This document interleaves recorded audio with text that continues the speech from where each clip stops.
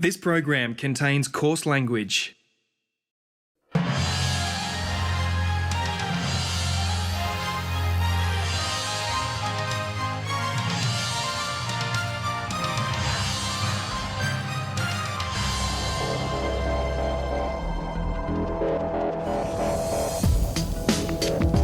Ladies and gentlemen, I've made many mistakes in my life, but investing in China is not one of them. Many of the VIPs, for one trip, they would spend millions, sometimes tens of millions, or up to hundreds of millions. Gambling itself and also the marketing of gambling is illegal as we understand it in mainland China. So what we understand is that there was a risk of Chinese law enforcement that might flow from Crown's attempts to lure Chinese VIPs to its casinos in Australia. Well, obviously, if you have been going to Crown, and then you are phoned up by the local police and questioned on your movements, you'll be close to borderline suicidal if you were to make another trip to Australia in a short period of time. It's like putting a big X across your forehead. Welcome to Four Corners. When James Packer took his big punt on the casino business, his high-rolling father Kerry was sceptical. But James defied the critics and made the Crown casino empire a shining success. That is, until October last year, when 15 Crown staff in China were rounded up by Chinese police in dramatic late-night raids. 14 of those staff, including 3 Australians, are still under arrest. Crown had developed a business model based on luring rich Chinese, known as VIP high rollers, to its casinos. But it was a risky business in a country where gambling and promoting gambling are illegal. Since the arrests of its staff, Crown has been in turmoil. Its chairman and chief executive have resigned, and its principal shareholder, James Packer, has seen revenue from Chinese high rollers plunge, raising questions about the future of Crown's new VIP casino at Barangaroo in Sydney. Marion Wilkinson investigates.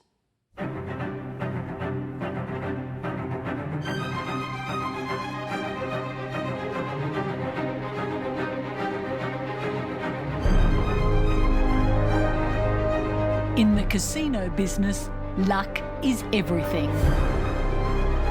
Until recently, James Packer looked like a lucky man, in business and in love. Mr. James Packer and Mariah Carey, Leonardo DiCaprio, Mr. Brett Ratner, Mr. De Niro and Martin Scorsese, Mr. Lawrence Ho, and Mrs. Sharon Ho. With the help of his Hollywood friends and his influential Hong Kong business partner, Lawrence Ho, Packer unveiled his third casino venture in the Chinese territory of Macau just 18 months ago. At the star-studded casino launch, Packer sang the praises of the Chinese government. We believe in the long term, not the short term. We believe in the Chinese government, and if someone says to me, you know, what's the definition of good government? I'd say a government that raises the living standards of its population. And on that basis, the Chinese government has done an amazing job, perhaps a better job than any other government in the world. Like James Packer, the new $4 billion Macau casino looked like a winner. And it's 3, and it's 2, and 1. Please press down the circles. Congratulations, ladies and gentlemen, the official start of Studio City Macau. We could be heroes. But looks are deceptive. When Studio City opened, investors in Macau knew casino profits were plunging.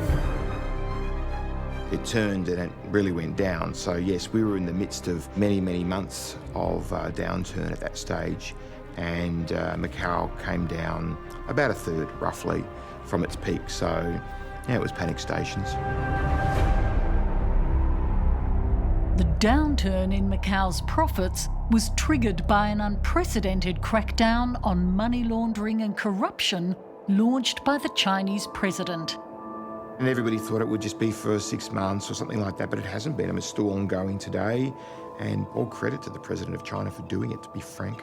Yes, it hurt the Macau gaming industry, but it is transforming China as a country. So, you know, if there's some collateral damage, I don't think President Xi Jinping is too concerned about it. When it reclaimed Macau, China let it flourish as its very own Las Vegas, the only place in China where it's legal to put on a bet in a casino. As the high rollers poured in from the mainland, Macau became the richest, glitziest gambling den in the world. It also became a massive money laundry.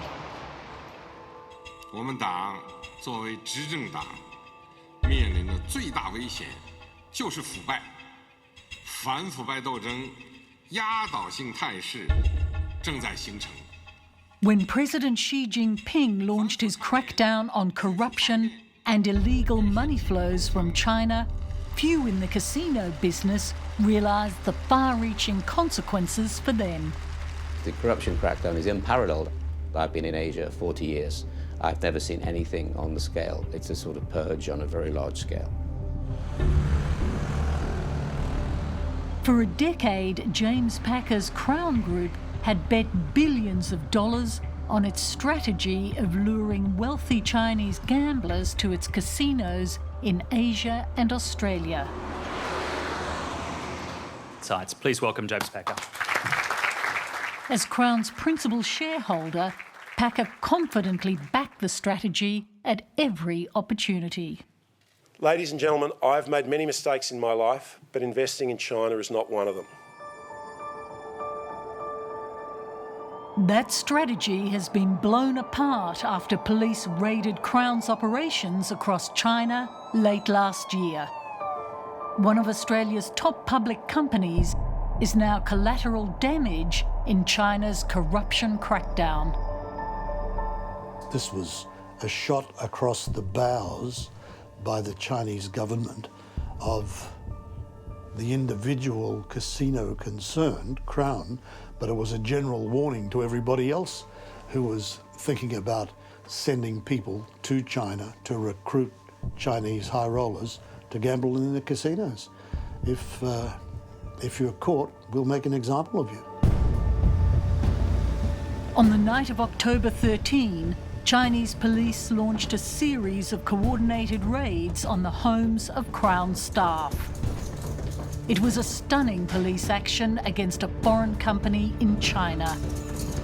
The raids were carefully planned and terrifying.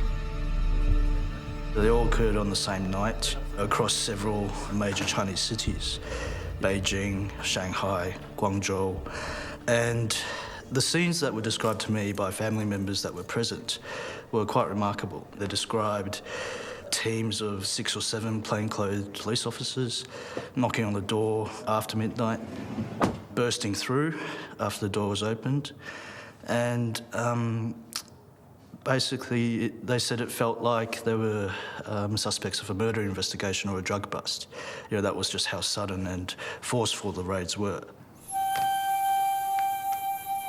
Pretty shortly after that, they were starting to basically confiscate or seize all these communications equipment, including laptops, computers, iPads, hard disk drives. The raids rolled out in 4 Chinese cities. 15 Crown staff and a number of associates were taken into custody. They're understood to include Crown's Vice President in China, Alfred Gomez, a Malaysian citizen. 2 dual Australian-Chinese nationals, Jerry Xuan and Jenny Pan. And Chinese staff, Jenny Jiang and David Dai Bin. In a coup for Chinese police, they caught one of Crown's top Australian executives, Jason O'Connor, en route to Shanghai Airport. He heads up the VIP program, so his main job is to attract these high-value, high rollers to Crown's casinos to gamble. Four Corners understands O'Connor was in Shanghai to meet face-to-face with Chinese VIP customers. He was tipped off about the raids by local staff and made a dash for the airport. He made quite a dramatic escape on his company chauffeured car, going to the airport to Shanghai, but he was never able to board the plane. Four Corners has been told within an hour of the first raids, Crown's offices in Asia and Australia triggered emergency protocols and began deleting data about Chinese customers. But Crown could do nothing to stop Chinese police taking its staff, including O'Connor, to a Shanghai detention centre for questioning. They always do this in the middle of the night because it maximises the sort of crushing feeling that this prisoner now has. You know, this sense of humiliation, defeat, shock is maximised in this way so that when they start getting interrogated again the following day, they're in a state of breakdown already.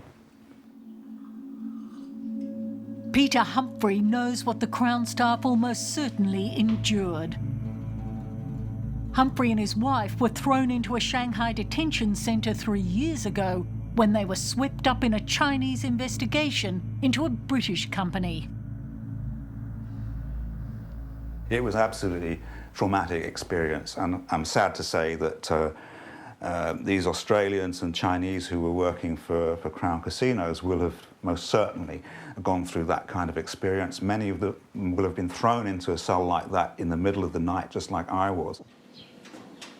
Interrogation is commonly used on detainees, says Humphrey. They have an interrogation wing of this detention centre, so they'll be led out of their cell, put in handcuffs. They're forced to squat when they exit the cell. They have to squat in front of the officers. Then they'll be led down a corridor and across a rusty sort of iron bridge which connects two wings of the building into the interrogation block. And in that block, there are interrogation cells, and the typical cell has a small rostrum at one side under a window, and then it has a metal cage in the middle. This cage is made of steel. You know, it's a silvery steel cage. Inside the cage is an iron chair with a bar that locks across your lap. So what will happen to these prisoners is that they will be taken into that cage, they'll be put in that cage, they'll be locked in that chair, they'll also have the handcuffs on, they'll be sitting like that, and then there'll be 2 or 3 policemen, PSB men, up on that rostrum. One of them will be typing on a laptop. Another one may be receiving guidance and instructions through an earpiece from someone who you never see. So they'll be questioned in that style, locked in the cage, guys up on the rostrum. No lawyer present. The aim, he says, will be to get the Crown staff to confess to a crime. I think that the whole ecosystem of the detention centre environment is set up in such a way to put so much duress on you in many ways, physical, psychological, emotional. That is all intended to make you crumple and confess, because you're led to think that the only way out of here is by confessing. In Canberra, the detention of the Crown staff in China sparked an immediate crisis for Foreign Minister Julie Bishop. Can you tell us anything about the circumstances in which they're being held? Our consular officials have visited the Shanghai detention centre. It is adequate, but it is a detention centre, somewhat like a prison, so the conditions are adequate, but it was not comfortable at all, but they are being looked after and they are in good health. Minister, have you spoken directly to James Packer about this, and what's been the nature of that discussion? I've been in contact with Mr Packer. Do you have any detail of what the allegations are against these people? We don't have those details. There have been reports that it's related to gambling in the casinos, evidently, but beyond that, we don't have any specific details. In Beijing, China's foreign ministry confirmed the bad news for Crown. 应该不属于外交的问题。如果它是跟前几天大家所关心的有澳大利亚籍公民因涉及涉嫌赌博而被中国有关警方所拘留的事情呢，我建议你向中国的上海警方去了解具体的情况。具体呢，他们从事的是什么的活动？那么，到底目前是个什么样的状况？但是赌博在中国应该是非法的。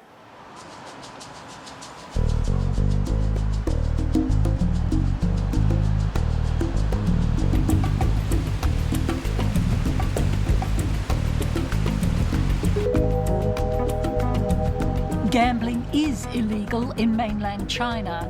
It's also illegal to promote gambling or arrange for more than 10 people to travel to a foreign casino to gamble. But in the chase to woo rich Chinese gamblers, or VIPs, many foreign casinos like Crown have been sidestepping this law.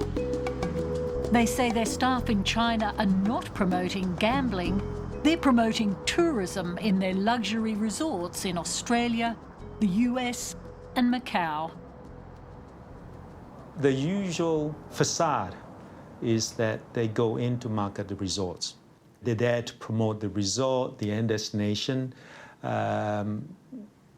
However, once that individual person is within China, they're ensconced in a room, private room with a target client. Have no doubt that the topic is, when would you like to come to our casino? How much would you like to play? And do we need to give you credit in order to encourage you to come and play? Whether Crown broke the law in its efforts to lure rich mainland gamblers to its casinos will be decided by the Chinese authorities. But lawyers for some of Crown's minority shareholders seeking to launch a class action claim the company knew its marketing in China was highly risky and failed to disclose this to the market. What we understand is that Crown was seeking to engage in marketing of its gambling operations in mainland China.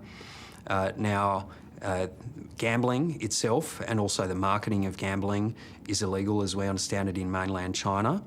So what we understand is that there was a risk of Chinese law enforcement that might flow from Crown's attempts to lure Chinese VIPs to its casinos in Australia.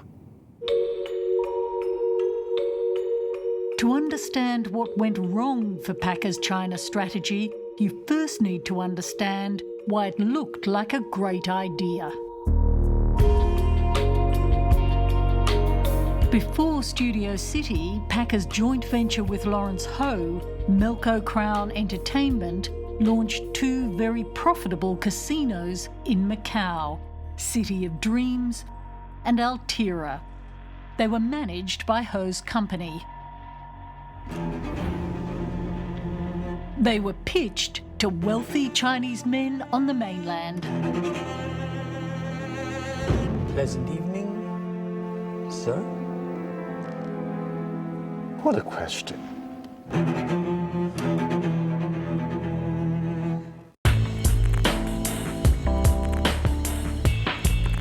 By 2012, Macau was booming and Melco Crown's profits were soaring. Packer was convinced Crown was on a winning streak and bet the future of the company on Chinese VIP gamblers. Crown's 33.6% interest in Melco Crown Entertainment has been a major financial success for us, and the investment has now grown in size to be one of the largest Australian joint venture partnerships operating inside China. And Melco Crown, driven by a surging Chinese tourist market, is continuing to expand in Macau and now throughout Asia, with major investments in new hotels and attractions. It was interesting, we had a decade of 20% on average year-on-year growth. So when that happens, as a businessman, you tend to feel like God. So you just keep, it was just happy days. Everything was booming. While Macau's casinos encourage mass-market tourists from China, the key to their success is their VIP rooms. These are private rooms in the casinos. Here, wealthy Chinese gamblers can discreetly bet a fortune in Hong Kong dollars on a hand of baccarat. Well, if you go to any Macau VIP room, typical minimum bet starts from 3,000 or 5,000, but that's just the minimum bet. And I know many of the VIPs, for one trip, they would spend millions, sometimes tens of millions, or up to hundreds of millions in the VIP, in playing baccarat in the VIP rooms. In one trip? In one trip, yeah. The VIP high rollers are brought to the casinos by agents who are called junket operators. Tony Tong is a lobbyist for the Macau junket operators, and they are crucial to the success of a big casino.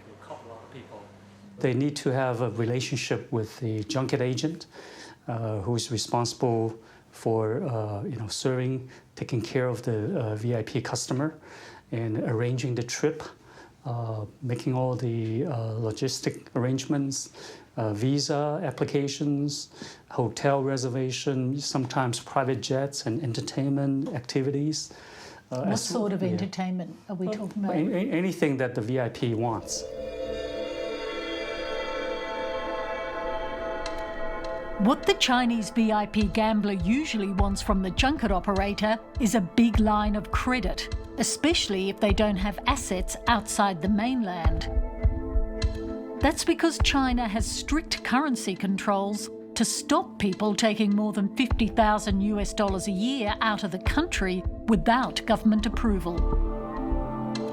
Most of the VIPs, when they go to Macau, they don't want to bring that much money. So the majority of the VIP play is fueled by credits. The junket operators, Tong explains, are also responsible for collecting gambling debts if a Chinese VIP won't pay up. It's a fraught business because it's illegal to enforce gambling debts in mainland China.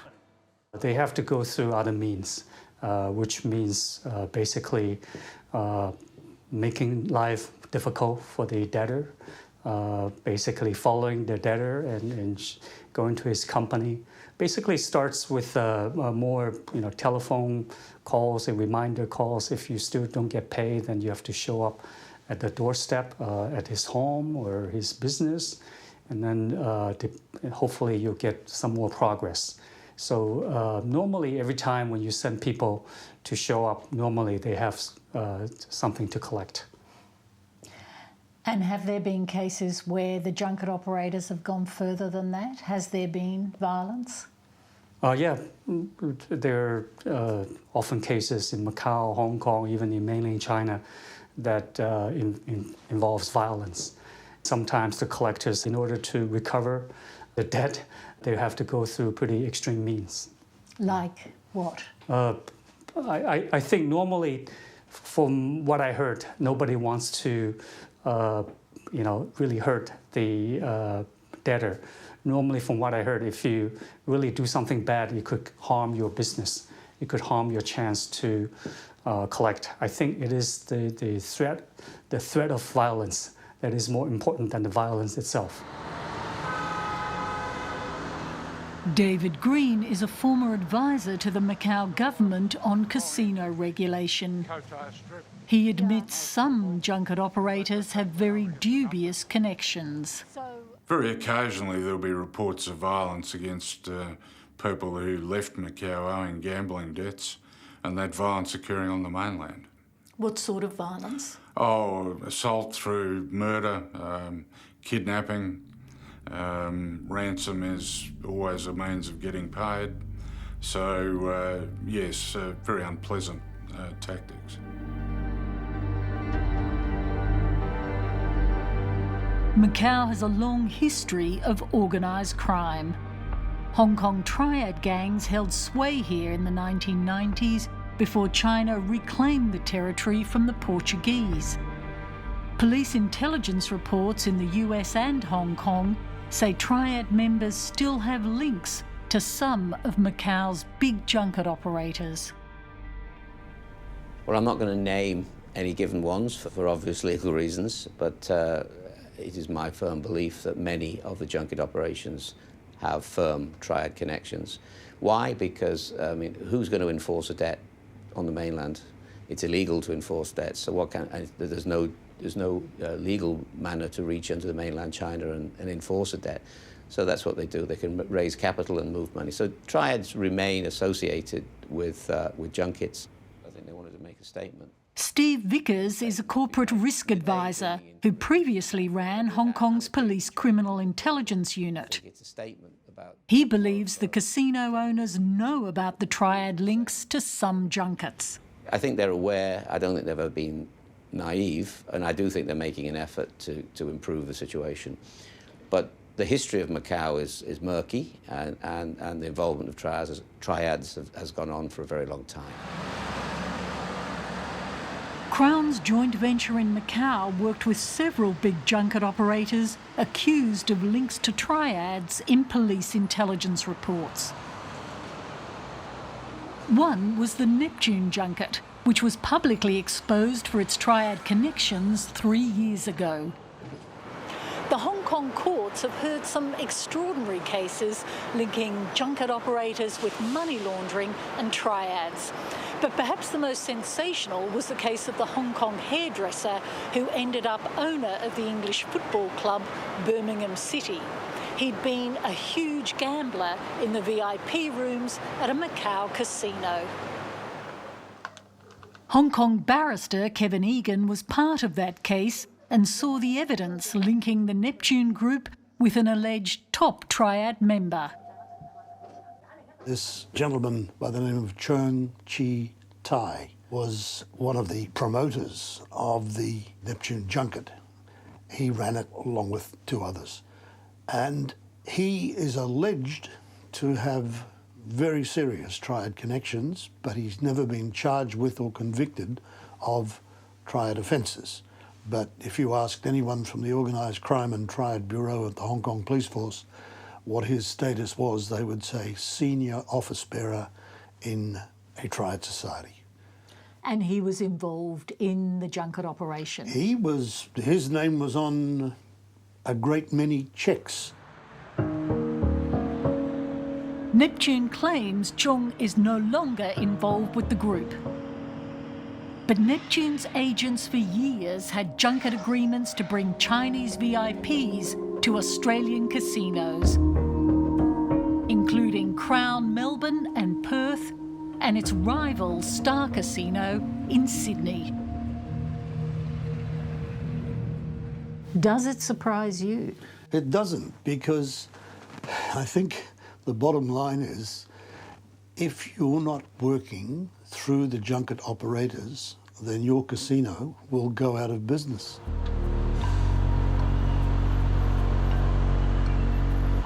The big casinos like Crown raked in the profits by using junket operators. But the big loser was China.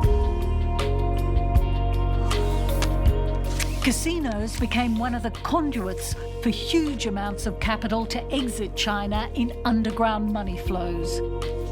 Corrupt Chinese officials and businessmen were using the VIP rooms not only to gamble ill-gotten gains, but move money offshore. Well, up to about 4 years ago, at its height, the Macau government recorded gaming revenues of 45 billion United States dollars. The harsh reality was, because of the junket activity, the illicit side betting that was going on, you could probably multiply that by 6.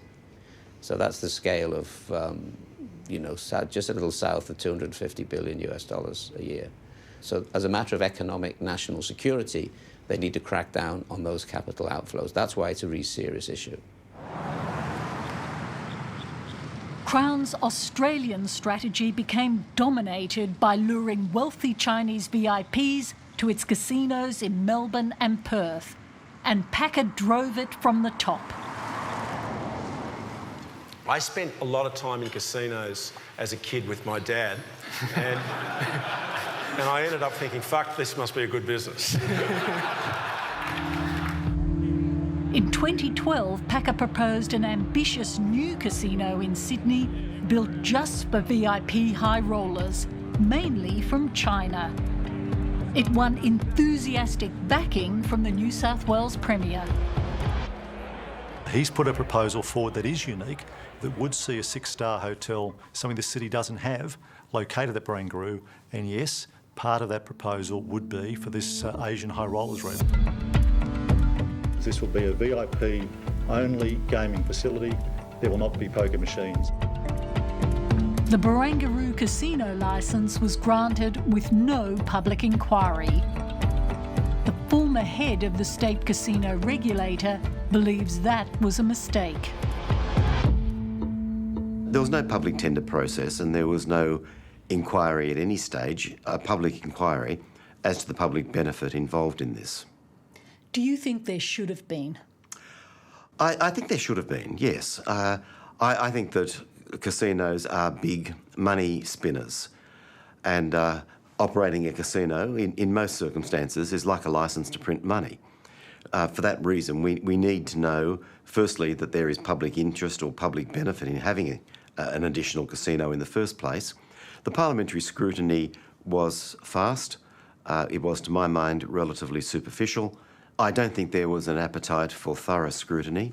I think there was a wish simply to get the job done in terms of having some basic level of examination and doing the deal. To realise Crown's ambitions, Packer and his CEO, Rowan Craigie, needed even more Chinese VIP gamblers to come to Australia.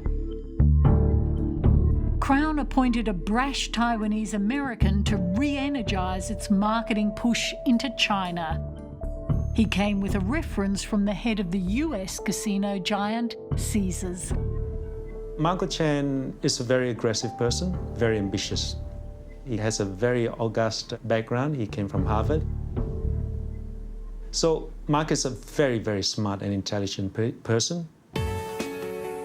Michael Chen supercharged the China operation. He even appeared with James Packer's mother Roz during the Sydney Symphony Orchestra's China Tour, an event sponsored by Crown and supported by the Australian Embassy. More controversially, he increased Crown staff on the ground in China. He obviously had a very ambitious and very high target to meet to justify, I suppose, his appointment. And he in turn went on a very expensive program to recruit just about anybody and everybody he can in terms of on-the-ground marketing experience. He went through Macau, Hong Kong, China, even down to Cambodia, Malaysia, Singapore, and recruited a very, very big team of people. As part of its revamped efforts, Crown stepped up its business with junket operators from the mainland. One of the most important was a Chinese-Australian national, Tom Zhou from Hubei province. His Chinese name, Zhou Zhoming, is certainly a name that is well known in industry circles. You know, you whisper his name and they'll tell you that he was one of the largest, if not the largest, junket provider or who recommended mainland Chinese gamblers to Crown. Zhou's success can be measured by his $15 million Toorak mansion and a spread of businesses and properties across Melbourne. His Hubei business partner, Tian Di, became another big junket operator for Crown. He was spending a lot of time in the VIP suites on the 29th floor at Crown.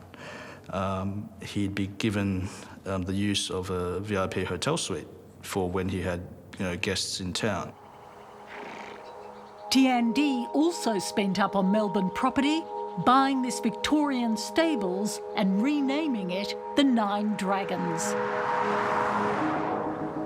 He entertained Chinese VIP high rollers here when they came to Crown in Melbourne. Crown would offer their private helicopter and fly people to and from the Nine Dragons Racing Club, landing right on the open grass field at Nine Dragons and creating quite a big scene. And that was exactly what the, VIP clients from China just loved. They loved being treated as kings and queens. By 2015, Crown's aggressive drive for Chinese high rollers was on a collision course with President Xi's crackdown. After targeting Macau's casinos, some analysts believe Chinese authorities wanted to make an example of a foreign casino owner. It would appear that the Chinese government suspected that people were continuing to wander around the mainland raising funds for offshore gaming, and that the crackdown was on, and the capital outflow situation was also on. And I think killing a chicken in front of the monkey is probably what's actually occurred. In China's high-profile corruption trials, the names of VIP gamblers from Crown casinos began to surface. They included Lu Han, a high roller at Crown's Perth casino who invested heavily in the Australian mining industry. He was sentenced to death for murder, gun running and being head of a mafia gang.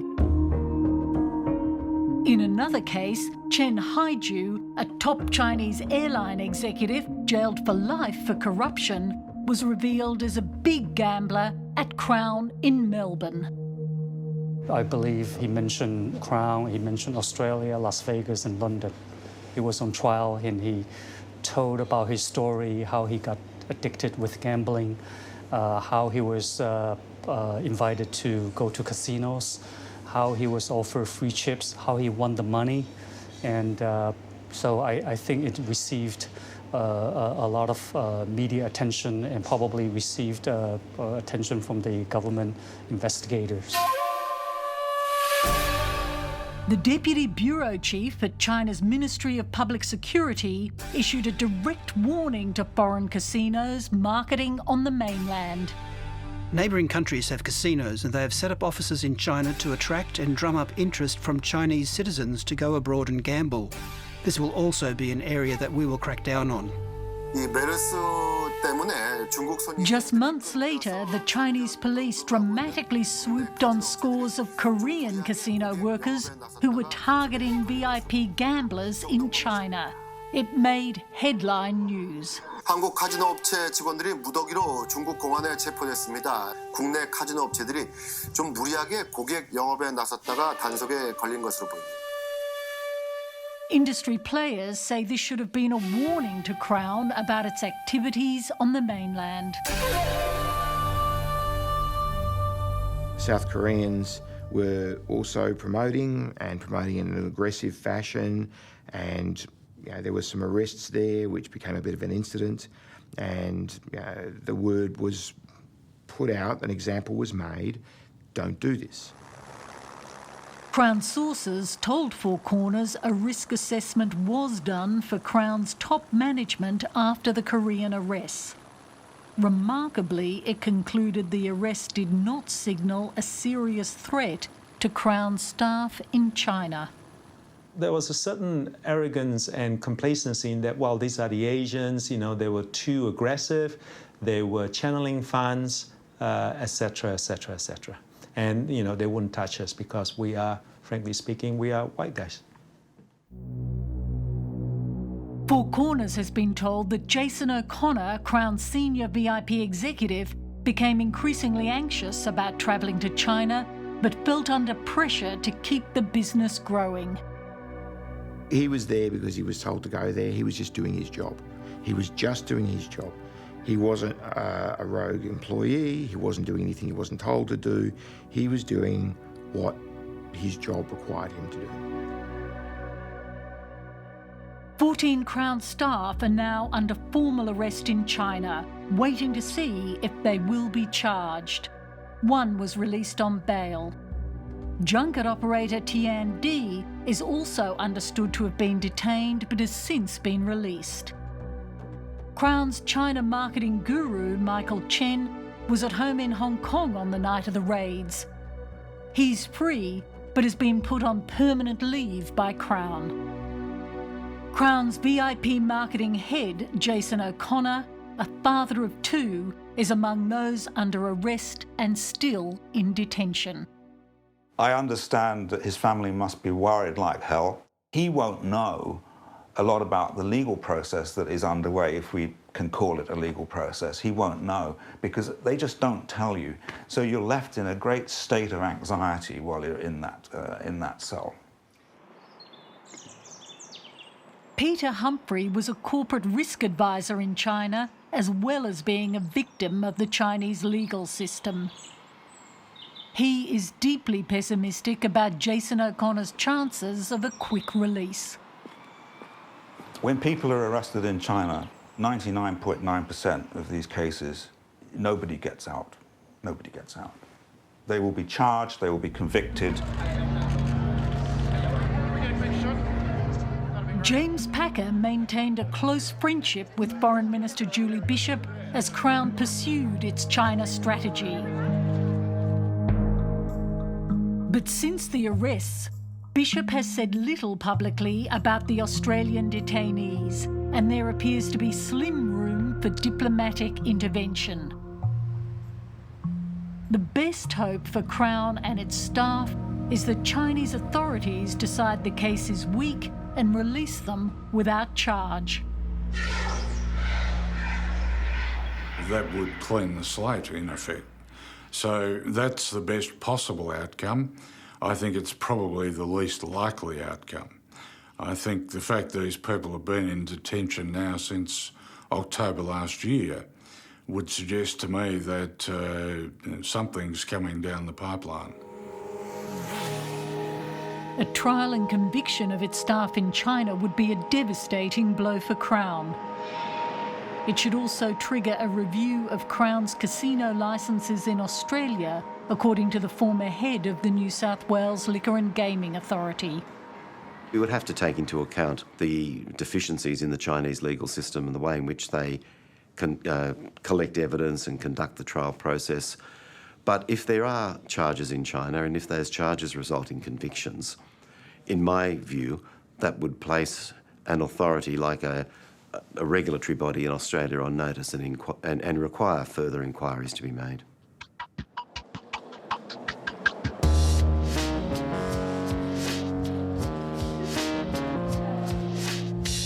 Crown's high-powered board has been in disarray since the arrests. Longtime CEO Rowan Craigie resigned last month when Crown announced its VIP turnover had crashed by almost 45%. Four Corners has confirmed reports that some of Crown's top VIP clients in China have been brought in for questioning by police. Well, obviously, if you have been going to Crown and you are phoned up by the local police and questioned on your movements and your past history of travel to Australia, you'll be close to borderline suicidal if you were to make another trip to Australia in a short period of time. It's like putting a big X across your forehead. When the arrest first happened, we projected that Crown's VIP or international business would be impacted by at least 50%. I believe that projection is probably an understatement, if anything. The fall in VIP revenues is bad news for Packer's cherished Barangaroo Casino in Sydney. Packer has announced he's returning to the Crown board after a year's absence, but he faces a mandatory probity inquiry by New South Wales regulators before that happens.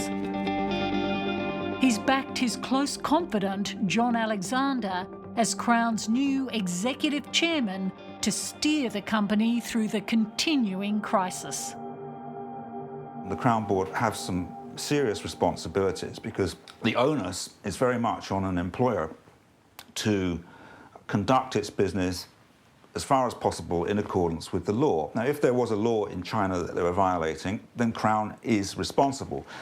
The employer is also responsible for drilling down into their employees' knowledge of laws, regulations, making sure that employees know what they need to do to be compliant, and policing that compliance, making sure they are behaving in a compliant way. Did they fail to do that? Well, they evidently did. They evidently did, because it appears that their employees in some way or another either offended someone or broke a law. And so that is very much the responsibility of Crown. For now, Crown is folding on its big China bet, selling down its once prized assets in Macau and rethinking its reliance on Chinese high rollers. For James Packer, luck, it seems, is not running his way.